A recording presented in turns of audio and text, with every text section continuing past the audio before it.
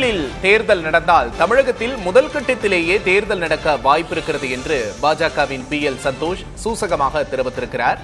இன்னும் 65 நாட்கள் தான் உள்ளன, தேர்தலுக்கு தயாராக இருங்கள் என்று பாஜக நிர்வாகிகளை கேட்டுக் கொண்டிருக்கிறார். ஏப்ரலில் முதல் கட்டத்திலேயே தமிழகத்திற்கு தேர்தல் வரலாம் என்று பாஜக நிர்வாகி PL சந்தோஷ் தெரிவித்திருக்கிறார். அண்மை செய்தியை பார்க்கிறோம்.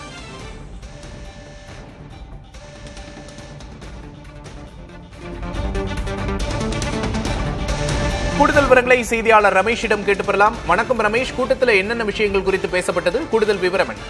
பாஜக நிர்வாகிகளுக்கு தேசிய அமைப்பு பொதுச் செயலாளர் PL சந்தோஷ் பல்வேறு முக்கியமான விஷயங்களை பேசியிருக்கிறார். இன்னும் தமிழக சட்டமன்ற தேர்தலுக்கு 65 நாட்கள் தான் உள்ளது. ஏப்ரல் மாதம் தேர்தல் நடைபெற்றாலும் முதல் கட்டத்திலேயே தமிழகத்துக்கு தேர்தல் நடத்த வாய்ப்புள்ளதால் தேர்தலுக்கு தயாராக இருங்கள் என்று கட்சி நிர்வாகிகளிடம் பேசியிருக்கிறார். தேசிய ஜனநாயக கூட்டணியின் ஆட்சி அமையும் என்று பாஜக தலைவர்கள் அனைவரிடமும் சொல்ல வேண்டும் எனவும், சட்டமன்ற தேர்தலில் பாஜக அதிக தொகுதிகளில் போட்டியிட உள்ளதால் போட்டி கடுமையாக இருக்கும் என்றும் சொல்லியிருக்கிறார்.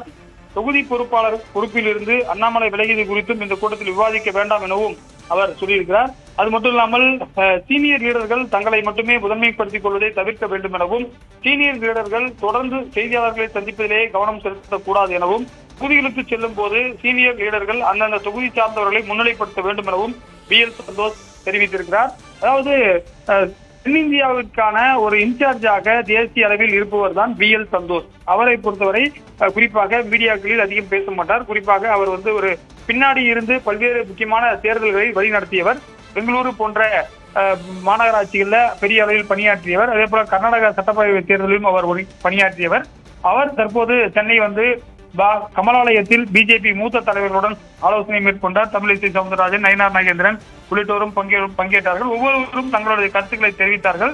அதே போல தமிழகத்தில் பாஜக மேலிட பொறுப்பாளராக மத்திய சட்டத்துறை இணையமைச்சர் அர்ஜுன் ராம் மெக்வாலும் இந்த ஆலோசனை கூட்டத்தில் பங்கேற்றிருந்தார்.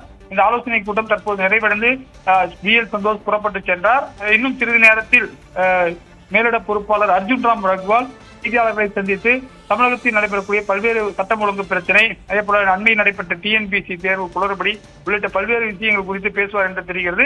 எனவே தேர்தலுக்கு இன்னமும் கால அவகாசம் குறைவாக இருக்கிறது, பணியாற்றுங்கள் என்று ஒரு மறைமுக செய்தியை டெல்லியிலிருந்து வந்திருக்கக்கூடிய தலைவர் சொல்லியிருப்பது முக்கியத்துவம் வாய்ந்ததாக பார்க்கப்படுகிறது. விக்னேஷ், நிச்சயமாக ரமேஷ், பாஜக நிர்வாகிகளுக்கும் நிறைய அறிவுரைகளை கொடுத்திருக்கிறார். தற்போதைய தகவல்களுக்கு நன்றி ரமேஷ்.